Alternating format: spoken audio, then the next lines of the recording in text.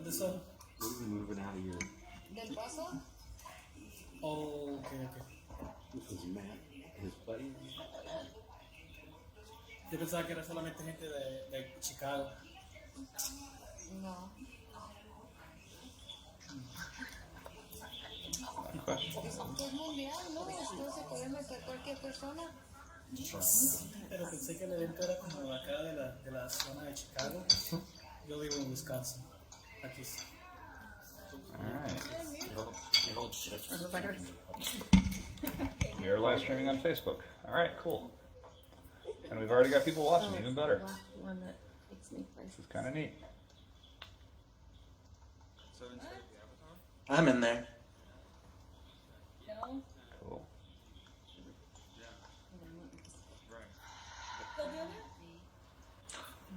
Who's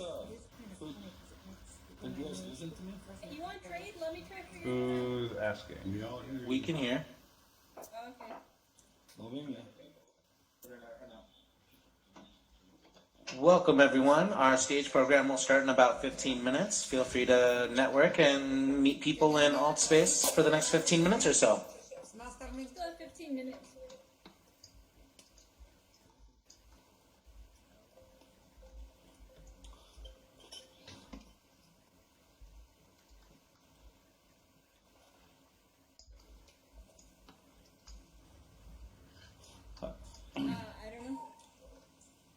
I don't know. Hello. Hello. Hello. Hey, I've got a question. You guys are familiar with another app? It's kind of similar to this one, but it's called Next VR. Have you guys seen it? Or probably most of you guys already seen it or used it. Next VR, I'm not that familiar with. Alright, well, for those who don't know, that app is pretty. I find it very interesting because it has the option for like comedians and live events to be streamed by VR. So basically, you can have a VIP scene right there in front of a comedian or like a boxing match. Yeah, I've seen a couple of that. They actually do live performance stuff in this application as well. Yeah, I've never seen like I always see like the avatars of the halls, but I have never seen a live performance when you can actually see the actual person. I haven't seen them do it recently. I do recall a long time ago being in here and kind of being surrounded in a 360 video of a performance. I don't know if they still are doing that one. Going to Gateway Technical Next College. VR is just Our teacher's actually in here too. He's the guy with the blue hair. Okay. All right. Oh, okay. Well, that's great. Yeah, the Last only year- thing with that one is last year I like made it, so you can we'll see have what people happens. in there like it'll be just you, but this one. I think the this person one you behind can you have a lot is of people. trying to get your attention. But it's something where like the industry might be moving towards. What's up, buddy? Right now with this thing with the virus and stuff. Gotcha. Very interesting avatar.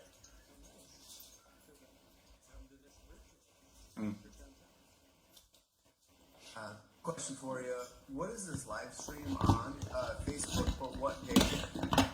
Facebook.com/VRAR-Chicago/live. Okay.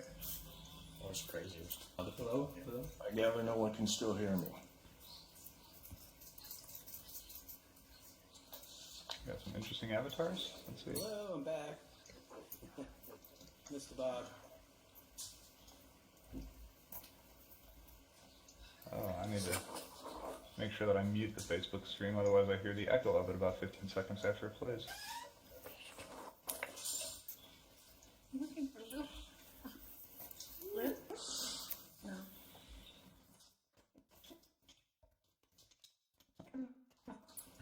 Hi, Rainbow.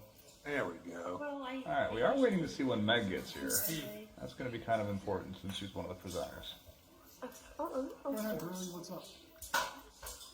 So, were you saying something about like they they meet for, you know, gather class for like talk about instructional class. Can you hear me well? Yeah. Can I be heard? We have 44 people in the room. You seem a bit far when you put your mic, but it's okay. And I have a little space set up for the structural. And that way people can meet there. I'll have Okay, it you're part of the probably organization. by Friday. Okay.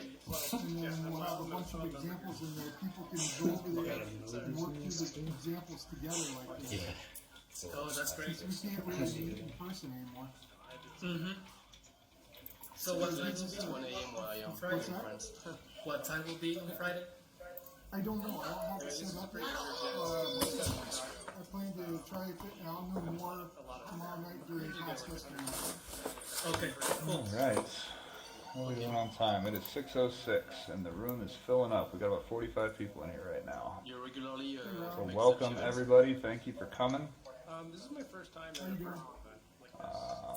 Thank you for friend requesting me. I will do all that afterwards. I'm not going to look too much to it now because I would like to find out when Miss Meg. No, oops, it looks like Meg is here and she's in her home.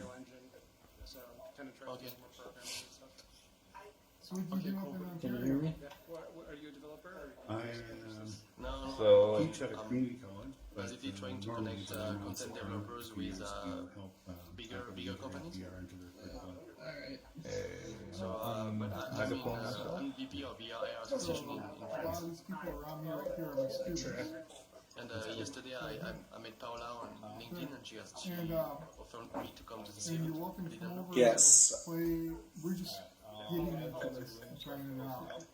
Because, Yeah. like, you know, you can't really meet in real life anymore. Right, yeah. So, Are you from Chicago? this is our first attempt at bringing students to something. That was my thing. So it should be interesting. And where do you usually meet in Chicago? No, it's all on pieces right now. How do you do it? Yeah, it's not easy to see and experience. You can Yeah, get okay. them You mentioned this much. I was trying to talk to him. Oh no, he's asking if we're from Yeah. Chicago. I think he's glitching out. The virus Yeah, took I've been class there, I've been there. before we could Yeah, get I that don't know. far. Yeah, yeah, So, I hear that. Dad, I think I'm on mute, but I'm not we sure. were enough we had switched over to Zoom for Wait a minute, wait. classroom environments. Did you find me? But in terms of all the other stuff, And what's the name of hiding over there. we wanted. Yeah, yeah. That's actually me. That's the other Thank you.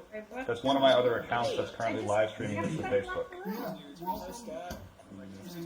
And, good to see you guys around. This one? Yeah. Over here. No, it's a good spot because it's kind of hard to get in front of them so that it can't block the live stream, and also it's got a good view of the room. You may want to recenter. Okay, I'm right. Bloomington.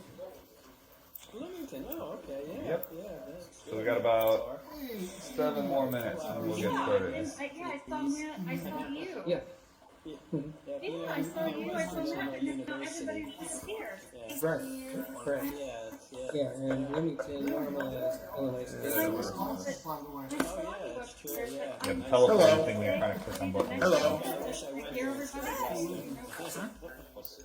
So we're just socializing. And what kind of headset are you using?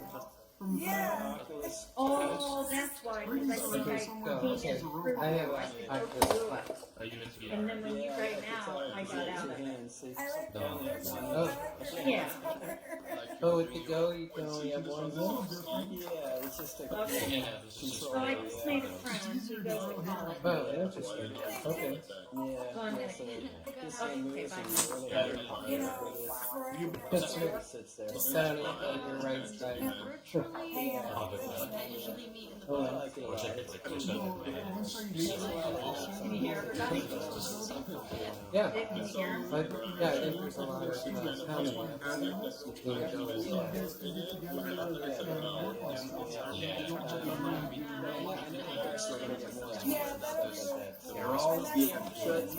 Yeah, I love it. In fact, with this stay at home, I've been doing some workouts like in Ox VR. So, you know, yeah, Ox. I think it's called Boxing VR. Yeah, I have.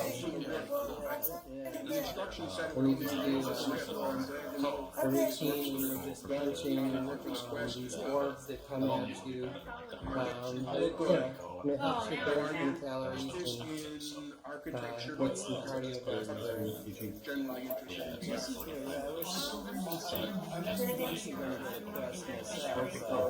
From what I heard, the yeah, I think that's great. Lots of background noise. Okay, so I'm letting everybody know, hello, welcome once again. In about 5 minutes, we are going to mute the audience. I'll give you a warning at about 60 seconds. Just because there's a lot of noise going on here, but it's great. So thank you for coming. We'll talk again in a few seconds. Got about 5 minutes until we will mute and start the program.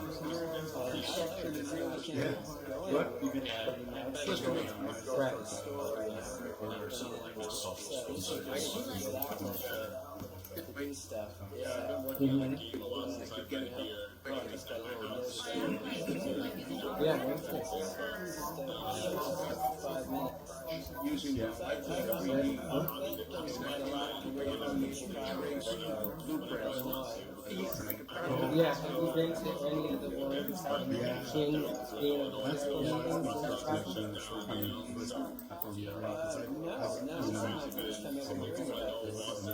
Oh, okay. Yeah, I've been to a couple of those. In fact, I was on a panel for one of them, and it is very, that means it's going to be a lot of Chicago people. Yeah, those meetings are good. Hopefully this whole thing goes through. I kind of don't really understand what this is about. I think it's architecture and engineering and something like that. Right, so the meetings they have first Wednesday of every month revolves around a certain industry. So like, or maybe not an industry, but a discipline. So like last month was training. And 2 months ago was human resources. So, and then it's how businesses are using AI and VR in these particular disciplines or industries. Well, I definitely say my major is manufacturing engineering. Oh, yeah, so this is kind of right up my alley. Yeah, if you have an interest in this type of technology, AR and VR, and you're in manufacturing engineering, I think you'll appreciate this block. Marketing, business marketing.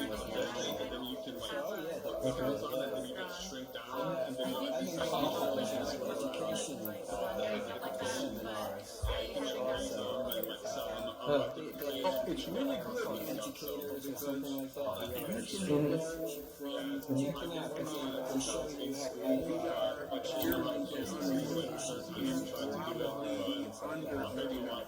okay. It's really, they have a template already built, and all you need to do is import your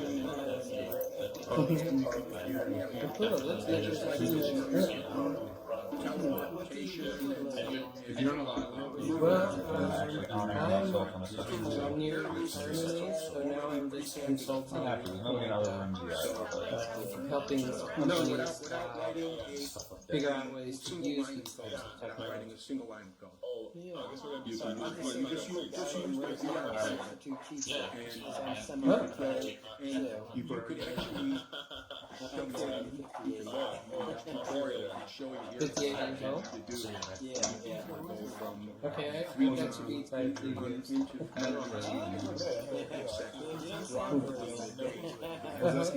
Well, thanks. Yeah, your avatar, you don't look 58 years old. Pretty well thought out. Took probably a month to figure out how easy it actually was. Well, I definitely do. I see a couple. Use their VR. I'm going to put you on there also. Very good. Well, I hope the focus session is beneficial. Pleasure to find. Are you going to watch or are you on tape tonight? Alright, so Matt, you are on air with everybody in every room. Alright, hello everybody. We are going to mute you in a couple of seconds, so if you don't mind, take about 30 seconds, finish up your conversations, try to take a seat where you're not blocking somebody else's view. And we are going to mute in about 30 seconds. Okay, bye.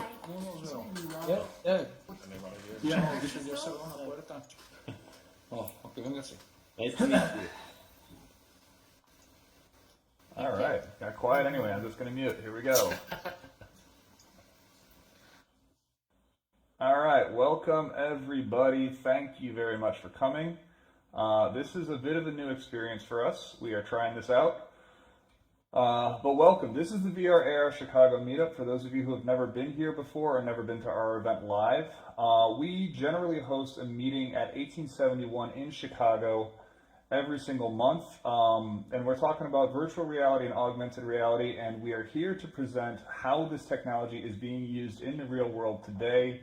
The goal of the event is really more about you guys and getting your questions answered. So what we do is every month we pick an industry topic and we bring in experts from that industry who are using virtual reality and augmented reality today, and we basically have them give a short presentation about what they're doing and what their area of expertise is, so that you know what questions you can ask them and so that you can kind of see what's going on in the industry and have a good just sort of feel for what's happening.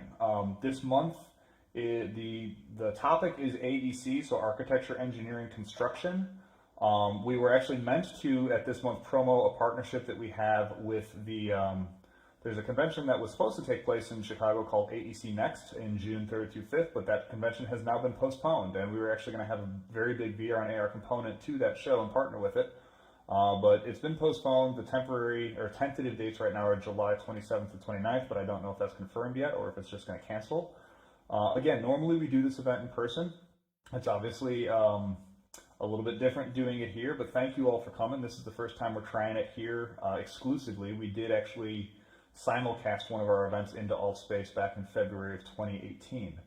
But that said, let's go over really quick what's going to happen tonight. So the way that this event works, normally we always start with some networking because it's great for the people in the space to get to know each other. Ultimately, the networking is one of the most valuable parts of the event, just so that different people who are working in the industry get to meet each other and talk to each other. I do have this presentation behind me. We'll be switching that live. And I have my guest on stage with me, who's Meg Miller. Meg, are you actually wearing a headset so you can wave? There we go. That's Meg. One of our presenters, you know, as we are finding when we come into virtual spaces like this, one of our presenters could not be here. So we actually recorded her presentation. Sorry, I'm going to move so that I'm out of the way of the slide deck. There we go. And then Meg is, you know, Meg, you can come in or how, you know, you can do what you want until you have to present. But basically, here's how this is going to go. So first, I do want to thank our sponsors that have always, for the last several years, helped us. You can see their logos on the bottom of the screen. They're going to get a couple of minutes. There's nobody who's actually going to speak from the sponsors. We're just going to play a couple of videos, show a slide or two about what they do, and then we'll move into the actual presentations. Devon could not be here in person. I'm not sure. She might be watching on the live stream. She said she was going to try to. So she might be participating that way. If we do have questions and we can see her comment on them there, that would be cool. But otherwise, with no further ado, I'm going to say a little bit of a thank you from our sponsors. And here we go. So this event works with, let me see. Yeah, okay, cool, let's switch. So this event, we have three main sponsors. Bundle AR, which is my company. I'll be, you know, full disclosure there. But they do pay for the time that I take to coordinate this event and host this event and do all the work that I do for it. And in addition to Bundle AR, there's 1871. 1871 is a co-working space in Chicago, for those of you who are not familiar. You'll see a slide from them shortly. But basically, 1871, I want to say there's about 400 companies based out of 1871, which is at the Merchandise Mart in Chicago. It is Chicago's technology hub. It's their incubator, and they are, you know, like everybody else, hit by this since nobody can be there in person at the moment. And finally, the VR AR Association. The VR AR Association is the worldwide association for virtual reality and augmented reality technology. Anybody who's producing technology or anybody who wants to work with it, it's a really important group to be associated with. I'm the Chicago chapter president. They sponsored this event. And ultimately, you should get to know them if you're going to be working with the tech, because basically they're going to have resources that you will need. And with no further ado, I'll go into their real quick slides. This is Bundle AR's information. Bundle AR is a platform. It's an enterprise content management system for augmented reality. I'm going to leave this slide up there for a few more seconds so you guys can read it and so that the live stream catches it. And that way, you know, I'm not someone who likes to read PowerPoints.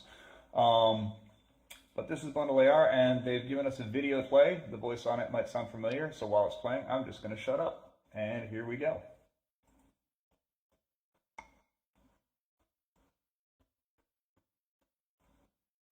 Are we hearing audio? Shoot me some emojis if we're hearing audio on this, guys. If not, I'm going to go and reset it. Okay, you guys are hearing audio at least.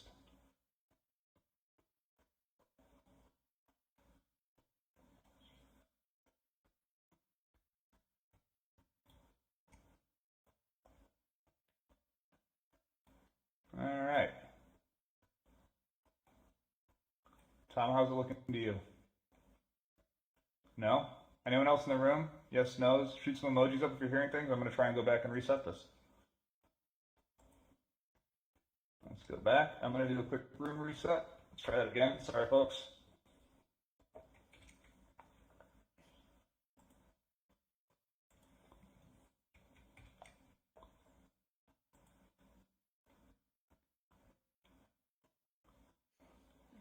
All right, we're going to try one more time.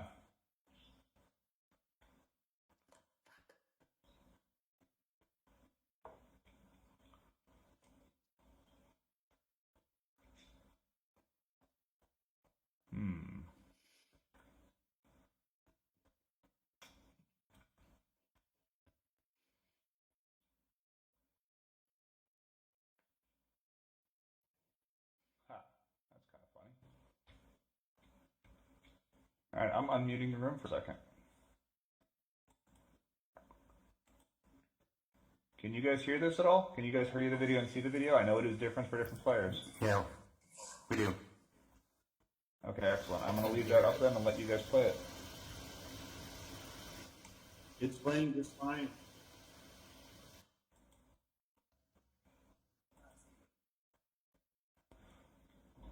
All right, so I have been told by the people who run the event that if you're not seeing this, you should try to just go out of the room and come back into the room, which I'm actually going to do with my web viewer real quick to see how that works.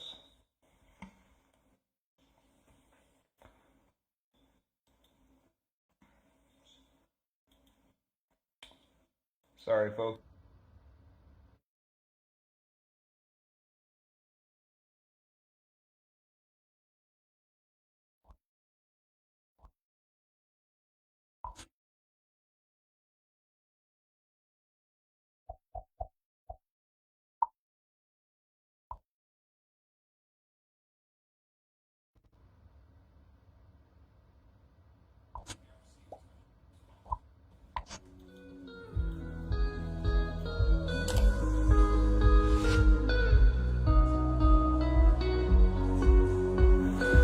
Augmented reality is a technology that enables you to place digital content in the physical world with a smartphone or tablet.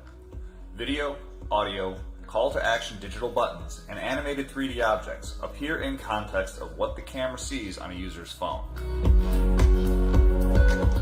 By using the Bundle AR platform, businesses and institutions can effortlessly integrate immersive AR technology into their communications platforms, helping you reach your customers, employees, and vendors through an easy-to-use augmented reality content management system, API, and mobile application framework.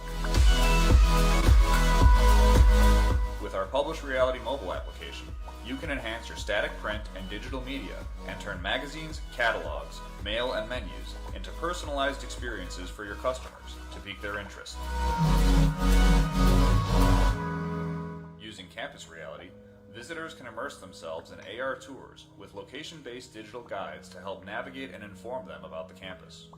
Increase attendee engagement and provide valuable interaction data to exhibitors and sponsors at trade shows using Expo Reality, a simple augmented reality version of the passport-style treasure hunt game that's been a staple of the industry for decades. The true power of the Bundle AR platform is our ability to deliver augmented reality applications with your branding while utilizing any of the features available in our content management system and proprietary API. We take the complexity out of the technology, so for your customers, it's as simple as point, click, wow. By using branded AR applications for Bundle AR, companies and institutions such as Procter & Gamble, Arizona State University, sorry everybody, I'm having trouble seeing when the video actually ends and when it doesn't, so I'm going to let it have elevated their relationships with trade show attendees, prospective students, museum visitors, and customers. Done for everybody else, that's usually in the front so I get that, but for me it's still wrong. To learn more about how Bundle AR's AR Made Easy solutions can revolutionize how you connect with your audience, please visit us at Bundle AR. Placeholder. So here we go. Okay. So sorry, to be clear, let me just again remind a little bit of how this works and a little bit about the room itself. We've been talking with the events people here at AltSpace, and so there are the situations, particularly with videos and slide decks, where a video may or may not play, and if it does, it may or may not be playing for you or other people in the room. So one thing is, if I do have a video playing and you can't see it, the first thing you can try to do is sort of exit out of the room and come right back into the room, and that should fix the problem. If that doesn't fix the problem, the other thing that I'll say is, ultimately, I don't know, we all see things a little bit differently. That's sort of how the technology works. So, sorry, give me 1 second. There we go. If we have problems, what I'm going to do is when I do post this video online, I will splice the actual videos in so that you'll be able to see in full stream if you want to watch the actual stream of it. That said, let's move on to the slide about 1871, which is here. There we go. So 1871 is, again, as I mentioned, it's a technology incubator in Chicago. This is who they are. This is what they do. Feel free to reach out to them if you're in the area. They do have all sorts of resources for technology companies. And with that, I will move on to the next group, which is the VR/AR Association. VR/AR Association, as I said before, is the worldwide association for this technology, and I've already taken a decent amount of time for the sponsor messages, so I won't say more. Here's the slide. You guys can all see it. This is what they do. And we're going to watch a short video from VR/AR Association that is much shorter than the other one, and I will basically let it play for about a minute and then move on whether or not I can hear it. In 1995, Microsoft bundled Internet Explorer with Windows, for the first time making a web browser part of the most popular computer operating system. By the year 2000, if you didn't have a website, you regretted it. In the year 2007, Apple launched the iPhone, kicking off the mobile revolution. By 2010, if your organization wasn't executing on a mobile strategy, you'd already fallen behind. In 2016, Microsoft released the HoloLens, Facebook launched the Oculus Rift, and HTC released the Vive. In 2017, Apple and Google made augmented reality part of the operating system of nearly every mobile device on the planet. Hindsight is 2020. What's your virtual and augmented reality strategy? Need help? Join the VR/AR Association. Okay. And hopefully you guys all saw that video and it worked out well. The video does seem to be moving a little bit better on this time. And so the next thing I wanted to talk about again is that our first presenter, who could not be here in person, is recorded a 10-minute video presentation with us. So hopefully this will work well for her and you guys will be able to see it. If we do run into problems, again, like I said, try to exit the room and come back into the room. I'm going to let it play for just over 10 minutes, whether or not I can hear it.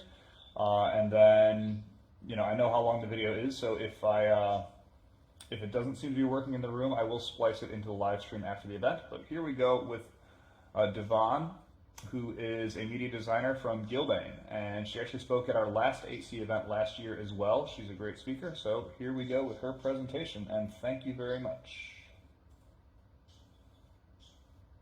Hey everyone, this is Devin Rutkowski from the media studio in Gilbane Building Company.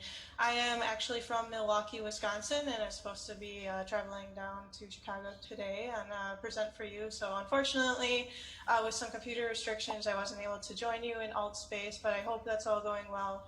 And I really wish I could be there, but unfortunately I will be just doing a presentation for you. But here we go, I'll just jump right into it. So I work for Gilbane Building Company, which is a family-owned, privately held, family generation held company, and we were established in 1870 with over 3,000 employees worldwide.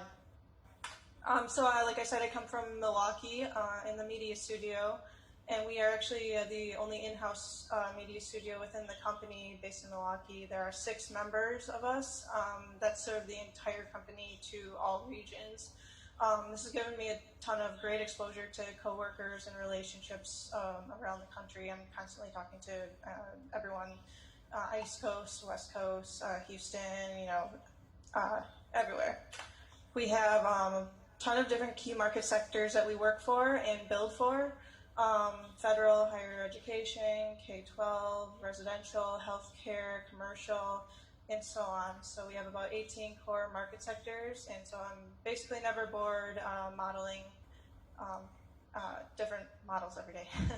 So we get involved from day one when the business development managers want to propose and present for a project that we want to win.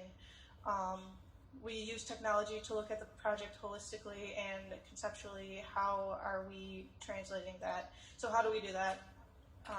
I am constantly talking to either the business development managers or actually project teams, operational teams that are on the field building these buildings.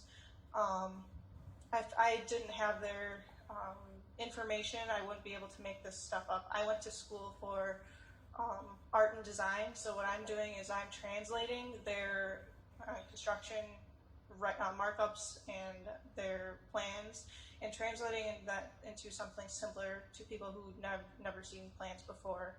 And that's great for me because I can kind of translate that to a way that I never used to see these plans every day. So I get this information from the construction workers. So this is actually a really nice markup on the screen. It's really nice compared to some of the napkin sketches I've gotten, but that's our job, is to take these napkin sketches and ideas and turn them into actual projects. For example, this is one 3D model that shows exactly what the information that the client would want, where the fence lines are going, where the gates are going, where cranes will be, where the potential swing radius are, where trucks are coming in and out, and how the public is being how they're being moved around, or if they're not, if they're keeping it normal, that's good for them to know too, to translate to the public. And so once we give that to the clients, then it's a little easier for them to understand a construction plan or a construction worker talking in their lingo. They may not understand that necessarily. So through this presentation, I'm just going to go through the main things. I work in pre-construction, so everything on the left-hand column is where I live, but we do use technology throughout the whole construction process, pre-construction, construction, and post-construction. Our workflow in the media studio is starting with Autodesk Revit. We'll usually get the drawing plans from the architect, and then we'll create that model in Revit, translate and convert that model into Autodesk Maya, clean up some geometry, clean up some mesh, assign some materials, and then we easily flow that into Unreal Game Engine, where we can get realistic lighting and textures and executables from there. And I can go through what we can execute from there after this. This is our normal day-to-day work. We're usually doing 3D models of the construction process. Again, this is a lot of communication skills that we need to talk to the construction workers with and say, okay, what's our plan of attack? How are we building this building? Are we going from east to west, north to south? And if it's a campus, how are we bouncing around and how are we managing our time? So this is a typical thing that we usually show the clients so they can understand timeline-wise, you know, where will we be in this year or that year. Another thing that we're working on is interactions, having VR usage, creating material swaps throughout. So it's kind of a mini game basically for the client, showing them what, like this condo unit, for example, is changing colors or flooring, making decisions for possible tenants ahead of time too. Another thing we're doing in VR that's really cool is community outreach with the Stars and Stripes Honor Flight. This is for, we created this for veterans who are too sick to fly for the actual honor flight where they go to DC and see the memorial. This way they can do it in VR, and one of the stories was when my manager showed this off when he was, after he made it, was that one of the veterans went in it and they actually started to reach out and try to touch the wall, which was not there, but pretty touching and just a really awesome, unique tool. Back into construction, we do use these for virtual mock-ups. What you see here is sometimes what they mock up in real life, and if we can do it digitally, obviously saving time and money cost-wise. So everything that you see here in the digital diagram is what we can do digitally too in renders. Our virtual mock-ups have been super helpful just because the rooms are almost identical with the final product. It can let our client rely on us and our models to make cost-saving decisions and trust that our models contain a ton of value. This was another example that I showed for our Gilbane Houston employees. They moved to a newer area, tenant space to work in, and so they were able to walk around this room in VR before they were even there. So you kind of see like their break room, where they were sitting, their meeting rooms, etc. So the first time I actually went to this actual office was last November, so it was kind of weird because I felt like I was already there because I had built this model already in VR. We're also working with drones, which has been, we've been using them a ton around Milwaukee, I know at least, and around the country. But this drone orbits around an existing building, collects data points, and creates a 3D model mesh that we can work with, and also our virtual design and construction team also works with throughout the whole process of construction. But we can also use it for pre-construction and use that model to add our future models or additions or renovations right next to it. So it's got a lot of value within just that drone imagery. We can also use them for the top-down aerials, gives us the newest updates of the aerial, and then we can place down some utility lines, site plans, whatever is needed for the construction process. Along with the drones, this is one of our captures that we put in Unreal Game Engine, which was awesome to put in our point cloud because never have I been able to use a point cloud. It's always crashed out at Maya when I've tried to use a point cloud, or it comes in as a very ugly mesh. As you can tell, it's not perfect because it's got a lot of reflectivity, so all those spots that you see are because it's having trouble with the reflections on the actual existing building. So for this hospital, we actually scanned the area, and what you see with the orange and green are elevation plans. And so what we did was we used this for adding the addition of the hospital right next to the point cloud model, which was very awesome and super accurate too.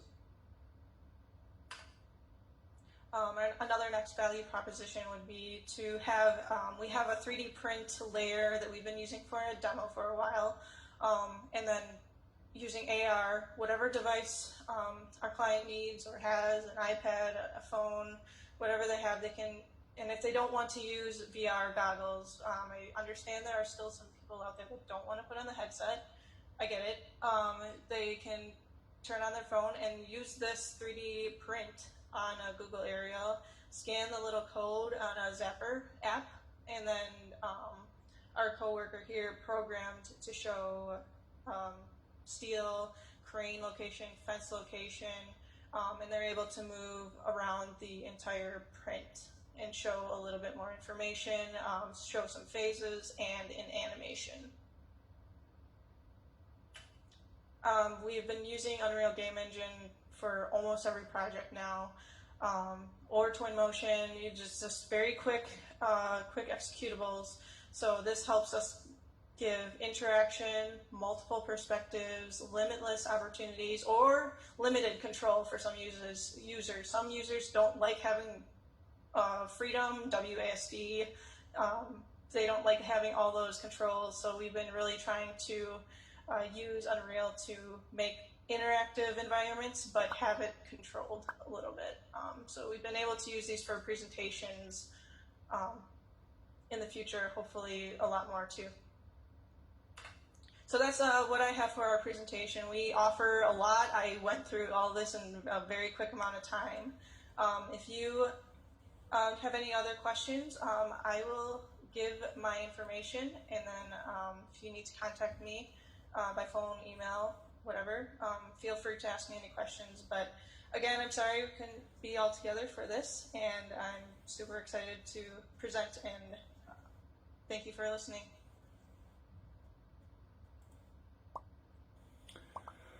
Okay, thanks everybody. So again, that was Devin Rakowski from Gilbane. Her information, so again, this is one of the things I do want to stress. This event is about you guys, so before I invite Meg to the stage, the thing you guys should know is that the presenters have put their LinkedIn information and their contact information. If you go to vrarchicago.com and you search for this event, every event we've ever hosted on any topic we've ever done, it exists on vrarchicago.com. If you go to events, you can go backwards in time, and there's links to the live streams because we've live streamed the past several of our events, as well as each page has a list of who the presenters were, and those presenters have, in many cases, given us their either their LinkedIn or their Twitter or their Instagram or their Facebook so that you can contact them if you want to reach out to them for any reason. If you guys could, I know I've got everybody muted, so if you could just shoot some emojis just to make sure you guys all heard all that. And then I will invite Meg to the stage. All right, I see some of those. That's great. So Meg, come on up. And next we have Meg Miller from Gensler, and I don't even know if I'm saying that. Am I saying that correct, Meg? You should already be megaphoned. Can everybody hear Meg? Yes? Okay, cool. Yep, it sounds like you're good. It's Gensler. Okay, I'm going to go to the other side of the stage, and I'm going to mute myself, and if you need me to change slides, just let me know, and I'm going to go hit your first one right now. Sounds good. I'm going to try to move myself. Sorry, guys. I am in a headset with a controller trying to figure this whole thing out. Hi. This is super cool. Thank you guys so much for having me. I actually did a talk, I think it was almost 3 years ago now, while I was at my previous role, and I'll speak to a couple projects that I've done in the past, but you can go ahead and go to the next slide. So just a quick overview about me. I have been working in VR, AR, real-time technology for about 8 years now. Like I said, I'll talk about my previous role and kind of how I got started. But one thing as I start talking that I like people to know and understand about me, my whole background is project management. I was a producer in my previous job. I've always been very client forward, heavy client relations person. So I'm not super technical, just in case there are any technical questions.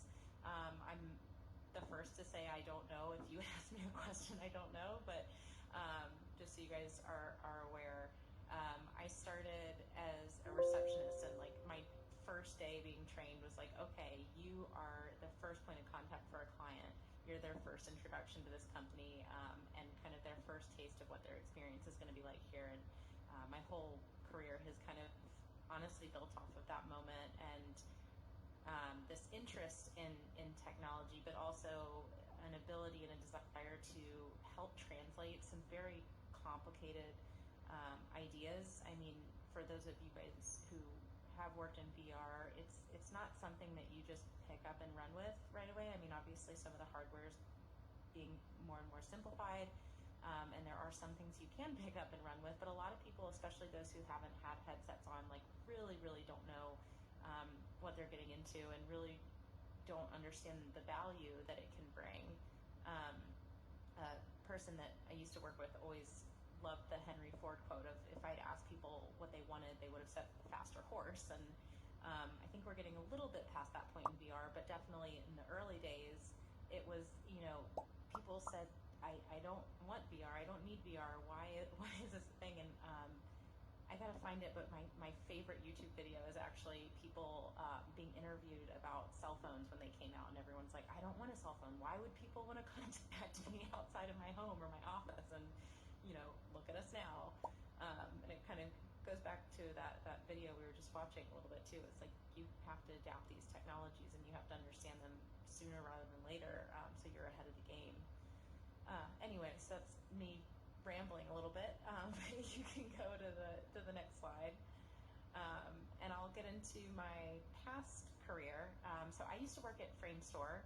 I started my career in New York, like I said, as a receptionist, and very quickly moved into what was called the digital team. Digital was kind of all, yeah? I'm very sorry to interrupt you. Can you, on your microphone, can you mouse over your microphone and see if you can increase your volume? We're hearing a lot of people say it's quiet. Is that better? Everyone else, you guys don't tell me. I'm hearing her very loud, so it's hard for me to tell. Alright, I'm sorry to interrupt. I will shut up. No, I'm glad you did. Seeing lots of clapping and hearts, so, oh no, sad face. Mic volume, hang on. Is that better? Is this better? I found another button. Yes? Yay, okay. The sad face turned to clapping hands, so we're good. Okay, Framestore. Okay, so I was a receptionist at Framestore, New York.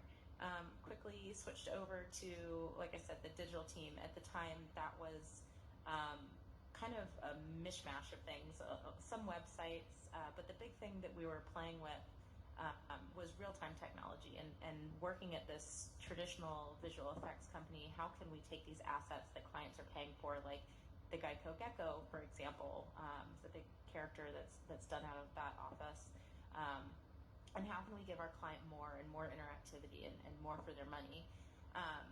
Anyway, so that got us into Unity and Unreal and all of those fun things. And so when the DK1 came out on Kickstarter, we were just thrilled. We got one in the office right away. And the first project we did was actually that Game of Thrones exhibit image that you see there.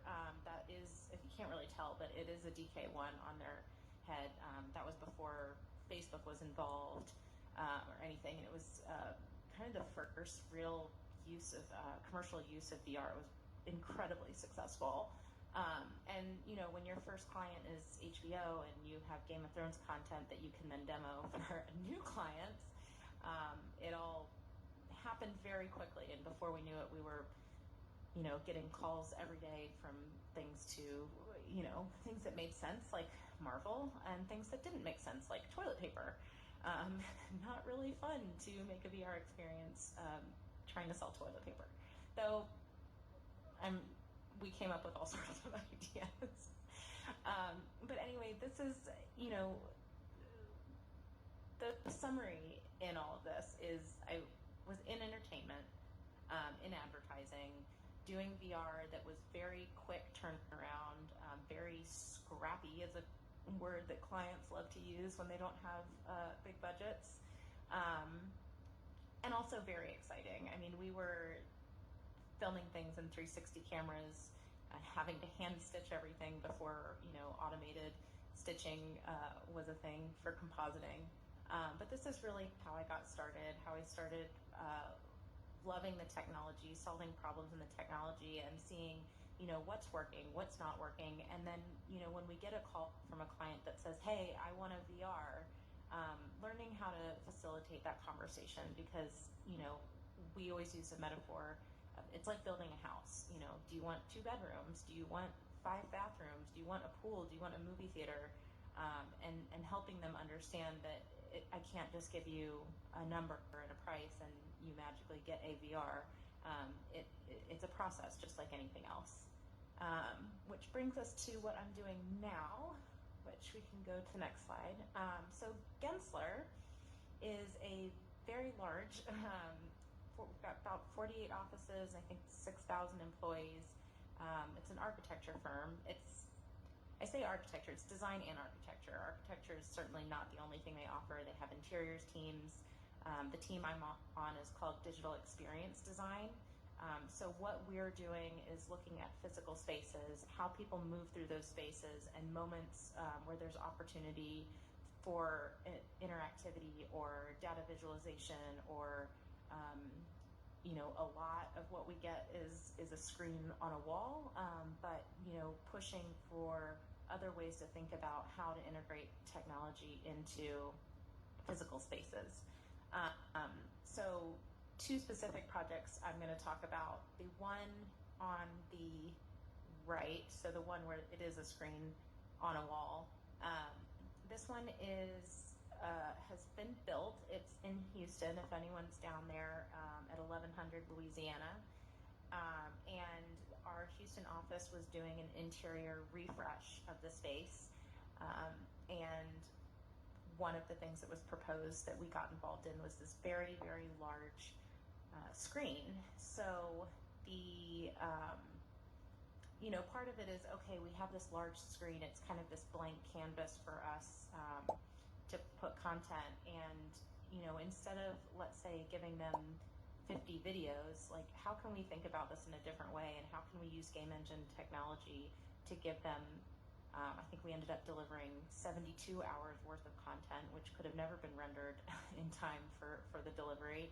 I think it's like a couple hundred different videos, but essentially coming up with a concept that was, three different visual themes, different color palettes, different materials that could be swapped in and out, that's generative. So they turn on the screen, and let's say 16 times a day, this generative content comes up. But if you're standing there all day, you're never seeing the same thing twice. We also did a lot of outreach in the Houston community, talking to, for instance, the art museums, the opera houses, the zoos, NASA is down there, which is great because they have all kinds of fun content. So thinking about this as an experience, and when people are coming through the space, how they feel connected to Houston, how they're, looking at content in this space. But VR specifically was a way that we used to get approval on all the concepts for this screen. So my team uses Revit. It's pretty standard for architecture.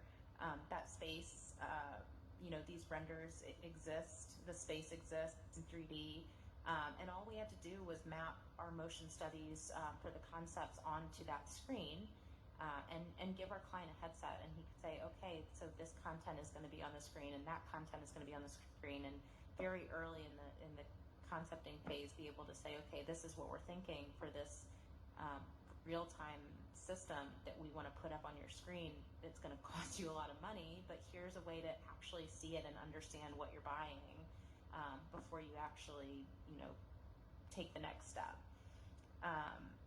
So that is kind of one standard way of using VR for architecture is, okay, yes, you can look at materials and you can look at the space, but you can also look at video content, and if you're investing in a huge screen like that, what are you going to put there, and how are you going to make that dynamic so that people aren't just seeing the same image or the same video over and over and over again. The other image that's right behind me is still under construction, and it's actually still being constructed. It hasn't paused quite yet, but I'm still waiting for that phone call. This is the AT&T Discovery District in Dallas. It is a project that our Austin team is actually working on, but I have been brought in to help because of my background in VR, and a lot of my understanding of how the people that are building the VR experiences are working and using the real-time technology. I help bridge that gap between Gensler, but also our clients. So this, it's so weird that I can't point or have like a laser pointer or something. I don't know if this hand really works, but this silver. Have a laser pointer in the lector. Oh, I do? Yep. It's on the middle shelf in the lector. Okay, hang on.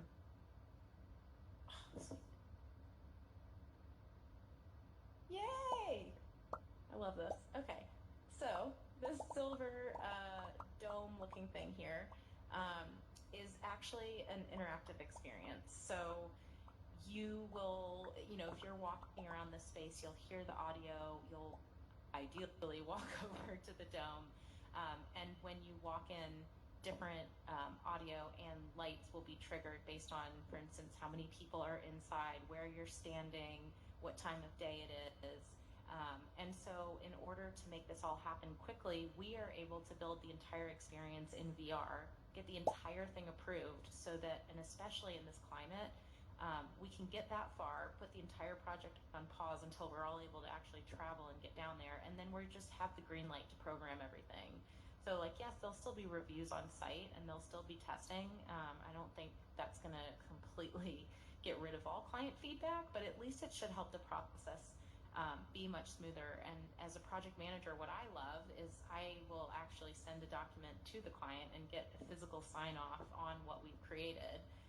So when notes start coming in, you have something to go back to and say, hey, this is what you saw. Yes, it was in VR, but you did sign off on this. And not that we wouldn't continue to address our clients and always try to make the experience better. But for those who have done project managing before, know that the client will never stop giving feedback until you either have it perfect, which is pretty rare, or you run out of money and time.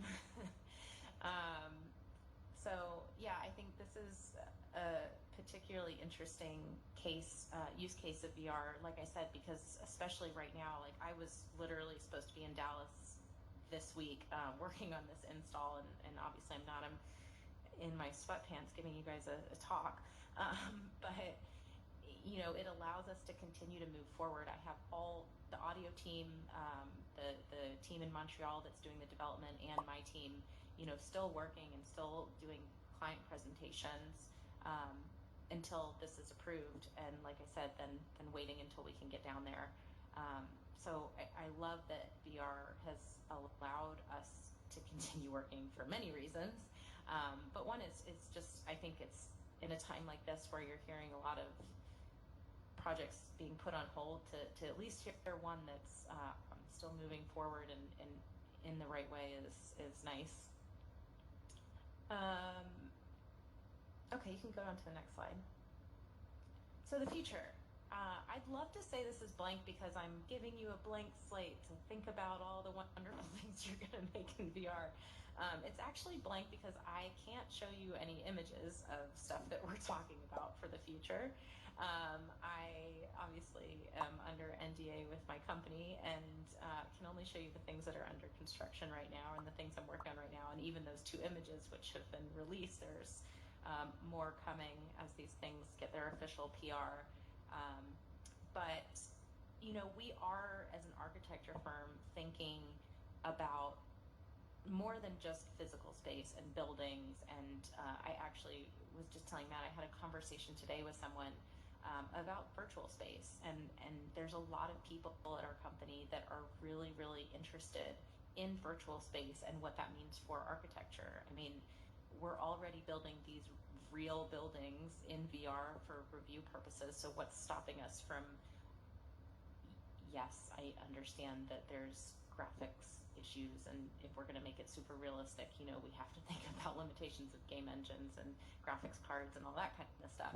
But this space right here, this could be something that an architect has touched and influenced and thought of all these crazy ideas that might not be able to exist in a physical space, more than just a not knocking the room. It's beautiful, but it's a brick cube, kind of a cube, with brick. So maybe there's something else we can do here, and especially now with everybody working the way they're working, there's just so much opportunity. And I guess I just always like to let people know that you might not be seeing it. It is happening.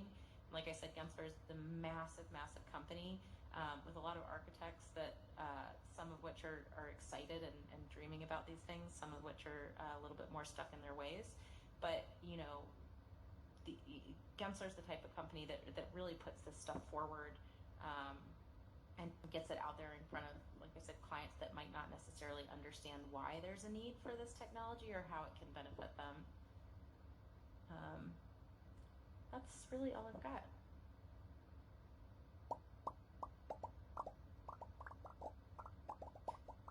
Oh, am I able to call on people if they raise their hand?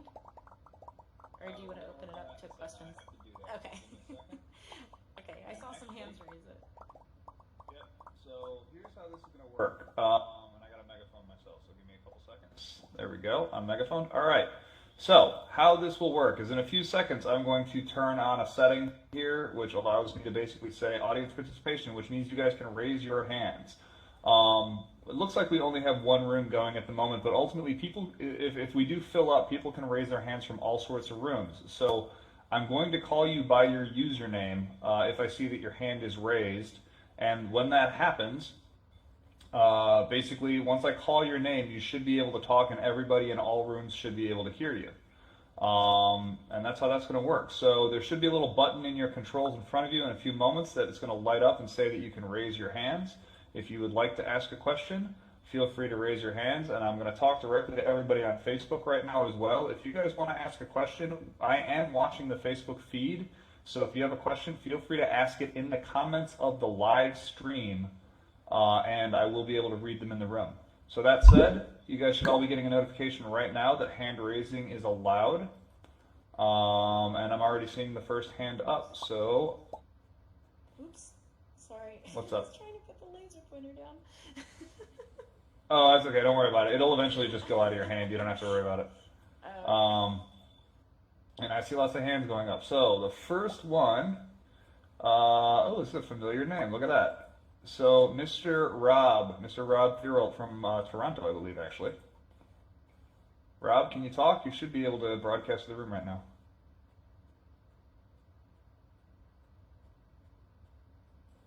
All right, I am not hearing Rob. Give me a second, and I'm going to try and turn your microphone back off and back on. Give me just a moment.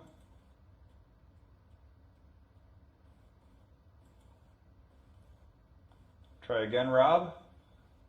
Okay, I think it's working now. Yep, now we can hear you. Okay, great. Nick, thanks for that presentation. That was really interesting. And I understand from, so I'm an educator at a community college, and we have an architectural technology program, and they integrated virtual reality a couple of years ago into their curriculum, and they use Revit, which was mentioned in the previous presentation and in yours. I'm just curious, what software platform do you use for interior design? Is it the same program, or is there something else that's kind of an industry standard? Yeah, that's a good question. Revit is pretty standard at this point. I honestly haven't worked super closely with an interiors team quite yet. I mean, like I said, there's always interiors teams involved in the project, but I personally stay a little bit more technology focused. But I can definitely find out and let you know. But you know, everything I've heard is pretty much Revit. All right. The next one is Mr. Bob 58. Give me a few seconds. Mr. Bob 58. Yeah, try asking your question. Yeah, can you hear me? We can hear you. Oh, okay. Yeah, I'm very interested in your companies and stuff like that, and I'm a manufactured engineer. That's what my major was. I'm semi-retired, so I'm a substitute teacher, and I am trying to introduce this to the high school kids because I believe this is the future, you know, one of the avenues of the future for the kids. So I thought maybe later on I can maybe someday get in touch with you guys and help me maybe introduce this to the high school to, you know, to teach them and maybe in their technology classes. Yeah, so go ahead, Meg. Oh no, I'm always happy to do presentations for kids. I think it's I certainly didn't know about all this when I was in high school, so I kind of wish someone had told me, you know, these worlds and opportunities there. So happy to do a talk, and you can certainly reach out to me on LinkedIn. Oh, yeah. Oh, sorry, Bob. Generally, I do turn people's microphones off after they're done asking. So if you need to talk again, just raise your hand again, and I'll try and get back to you. But that said, I would definitely say try to connect with the VR/AR Association. My information, you'll see, it's very easy to find me. My picture is up there on the slide behind me right now. My contact information will be on the next slide as soon as we finish the Q&A portion, and I'm very easy to reach through any of the channels about actually running this event. You can find me. But VR/AR Association does have a lot of resources specifically for students and specifically for educators. There's actually an entire education committee, so getting people access to the technology and the resources they need to be able to, learn about this tech. The one thing that I say a lot is, this tech is very much like the web in a certain degree. It's going to touch everything we do. It's going to be something that we use on a day-to-day basis in the coming years. And this is going to be basically the interface for how people interact with data. We've been interacting with flat screens for a lot of years, and this is where it's going to go. So absolutely, high school students should be learning it. And we want to make sure that you get access to the resources you need to do so. That said, I do have one more question in the room that I'll get to in just a second, but I have actually a question from Facebook, and I'm going to direct this one to Meg initially. The question being, in each of the segments, architecture, engineering, and construction specifically, how are you seeing AR or VR dominating the fields? Oop. Sorry, I accidentally teleported myself. No, I know this. I was trying to get rid of the laser pointer because now I can't select anything, so I just get the laser. But I keep teleporting myself instead. Dominating is a strong word. I don't know if it's dominating. It's something that we're using. It's a tool that we're using, and I think one by one clients are understanding how it benefits them. It's something that we always offer, but obviously they need to include in budgeting. So if they don't want it, they don't get it. Or that said, when there's a large project and we can make it work, we do. But I think it's continuing to get people exposed to why it's so useful and how it does benefit them.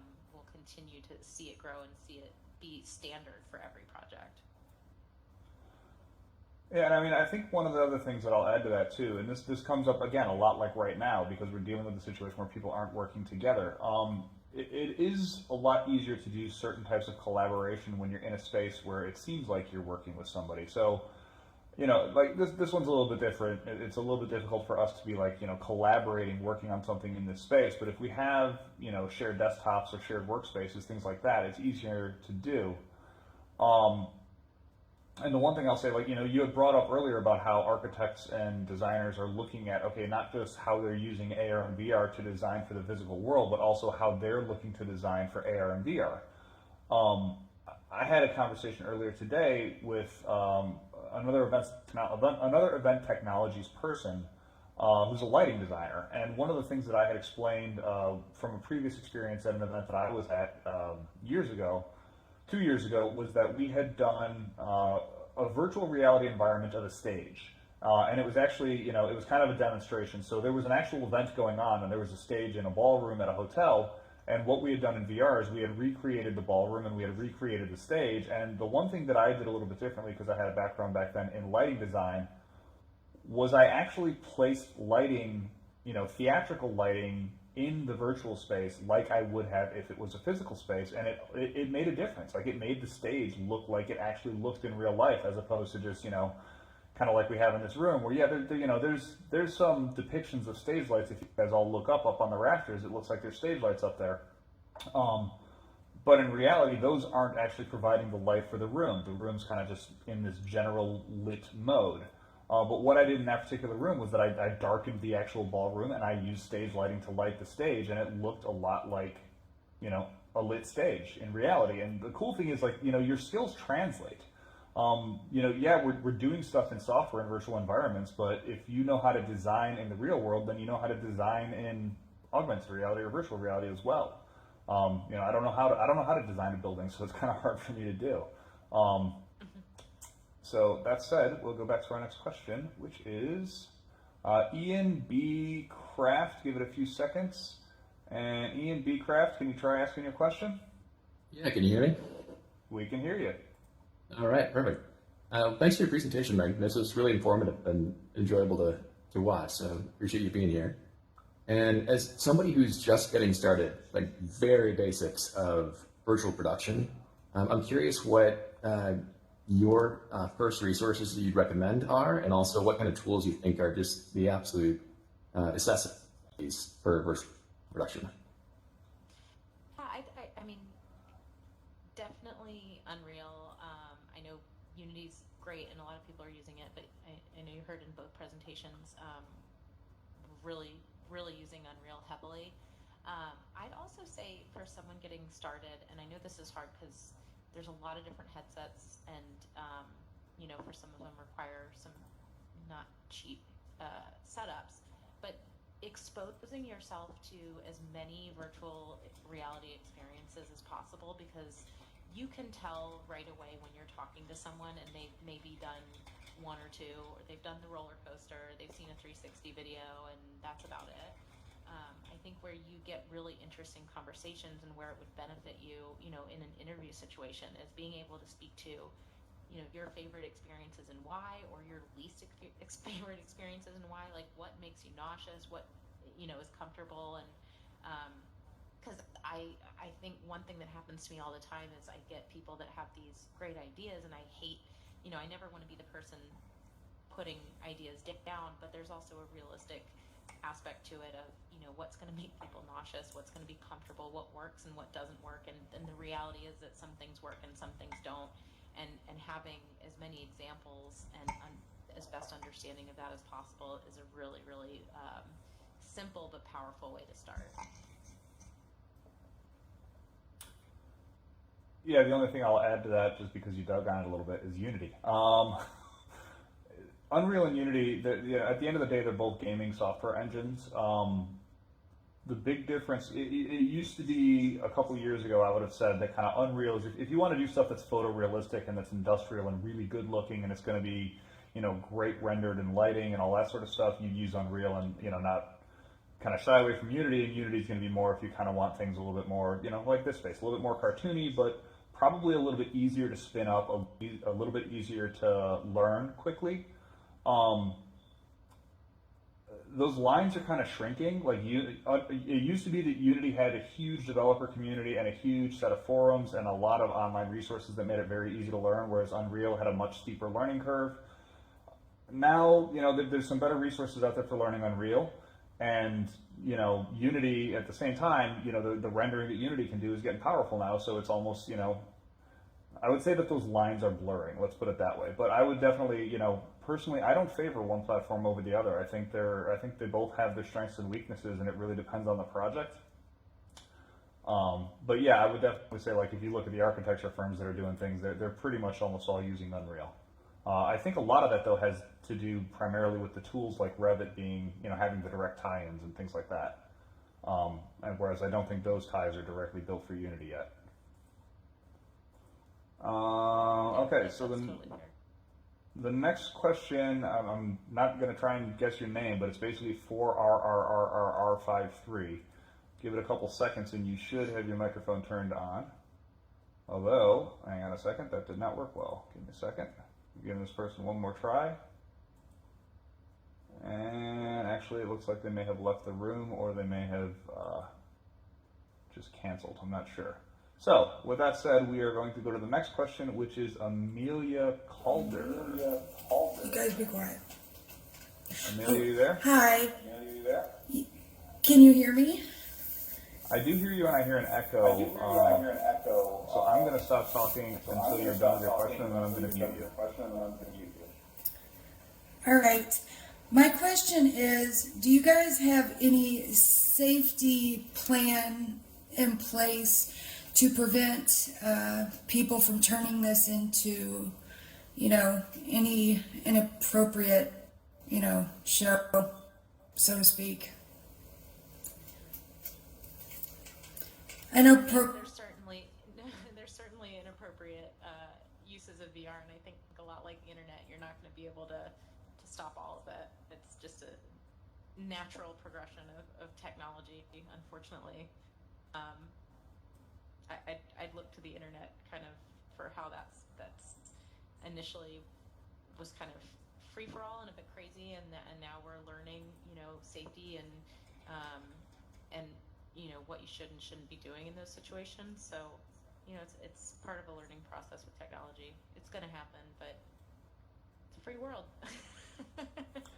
Yeah, I mean, in particular for this event, kind of the controls, it's really night and day what you see across different tools and different environments. Oops, apparently I just looked straight up.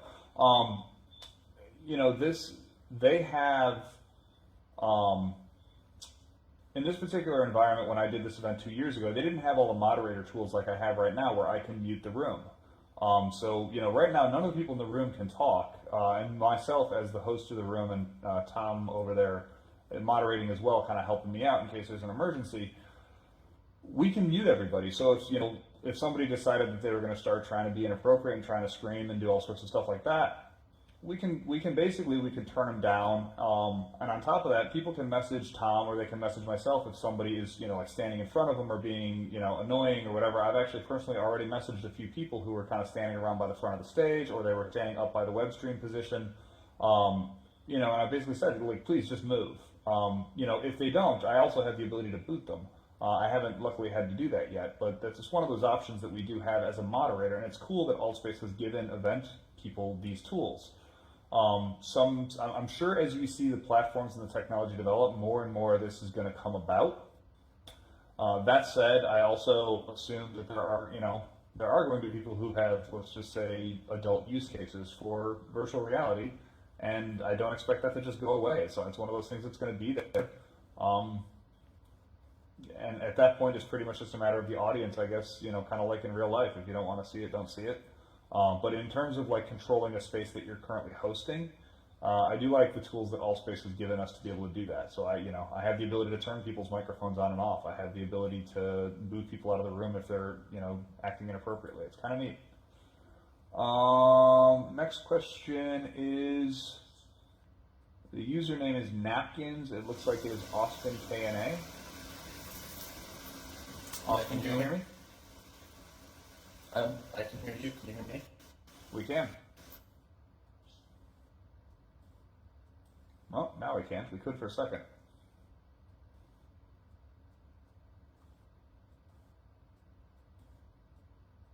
All right, Austin, I'm going to give you a few more seconds. I heard you for a few moments there.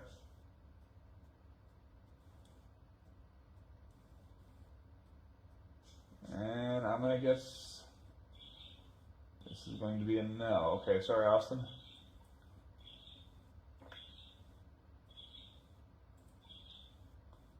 I'm going to try and turn your microphone off and on one more try. Can you hear me now? Can you try talking again, Austin? Yep. Okay, we can hear you. Yes. Oh, okay, so I know you guys use Unreal and Unity, and also Revit.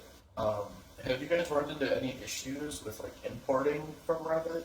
I know you guys say that there's like a lot of like choppy lines and stuff like that you need to go in and just clear up, but do you guys ever run into any problems that you, where you can't use those engines, where you need to use something different, or does it kind of just all blend in and you guys are able to do what you need to do?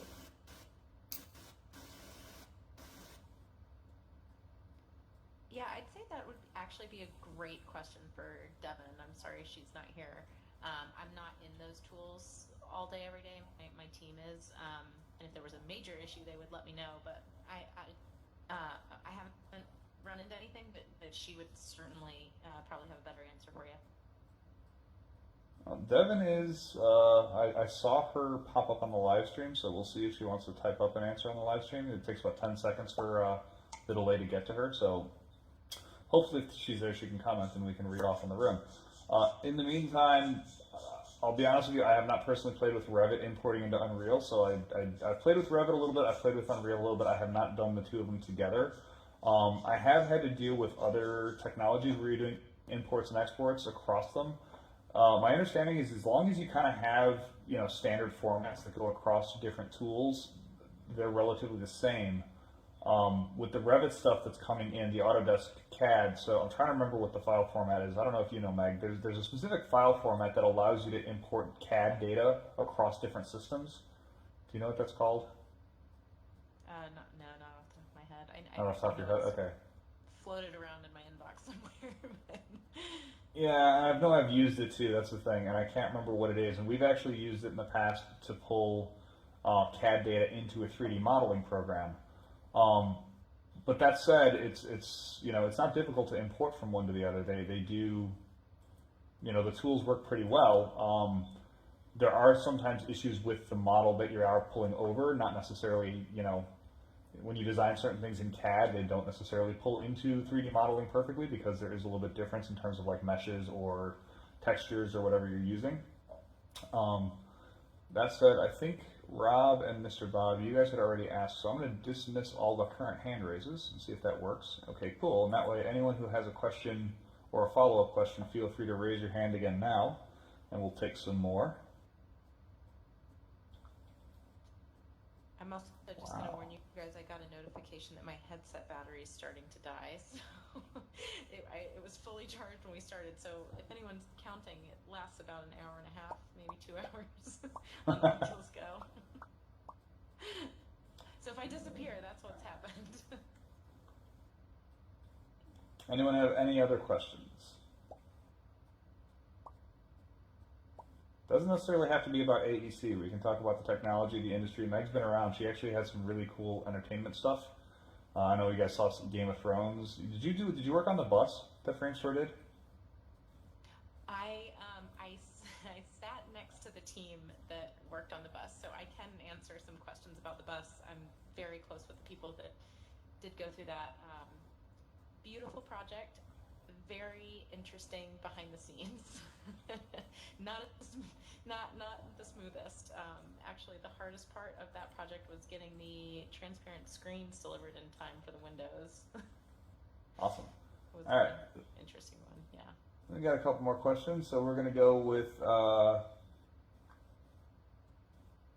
it's Kiddo King or J Ortiz 5991. Can you try talking? Excellent. Yeah. Can you hear me? Yep. Okay. I came in a little bit late.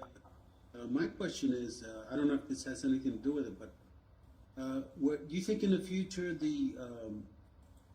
as far as the